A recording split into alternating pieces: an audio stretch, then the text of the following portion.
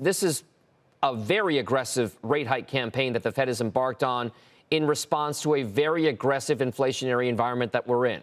So tell us, in your mind, is there anything that can happen with today's CPI print that will change the Fed's planned trajectory for rates? I doubt it. I really doubt it. First, I doubt that the inflation numbers we see today will be a big departure from what we've been experiencing. I don't think there will be a breakout to lower inflation, nor a breakout to significantly higher inflation. And even if there were, it's essentially 1 month's data, and I think the Fed is pretty committed to the rate path they're on. They want to get to a situation where they can pause and see a whole series of improvements in the inflation picture, and that's not likely, to be based on 1 month alone. So, Dennis, if that's the case, if you look at the data and you're telling us that they're going to wait and see when they can kind of take that pause to assess what kind of implications there are, there's always this conventional wisdom that rate hikes act with a lag, right? That it could be 6, 12, 18, maybe even more months before we start to see the real effects of that one rate rise play in. So at that point, then, when can the Fed pause to say, hey, let's take a look and see if this stuff is actually working or not? As I see it now, I think the pause would come conceivably in the first half of next year, early next year. I think they'll carry through with what we saw in the September summary of economic projections, with maybe 100 to 125 more rate hikes between now and year end. So aggressive moves at both, although they could dial back in December.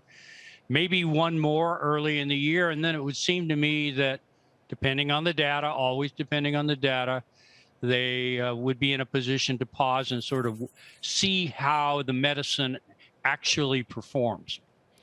There's been a lot of talk about this, Dennis, about this idea that the U.S. economy is trying to navigate a very, very narrow path towards what people call a soft landing. That is to say, an economy that doesn't go deeply into recession, but can still kind of cool things off a bit.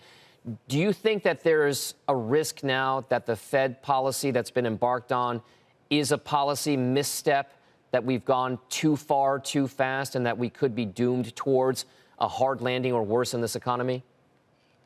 I think you have to include that scenario in a range of scenarios that includes a softish landing, to use Jay Powell's term. But also, this is not an exacting science. It's not a policy setting in these circumstances, not something that you can just nail perfectly. And there very definitely is a risk that they could oversteer. So this is also a big deal for sure, because in that economic context, the Fed's dual mandate involves both employment or unemployment, as well as price stability. Price stability is arguably the biggest concern right now.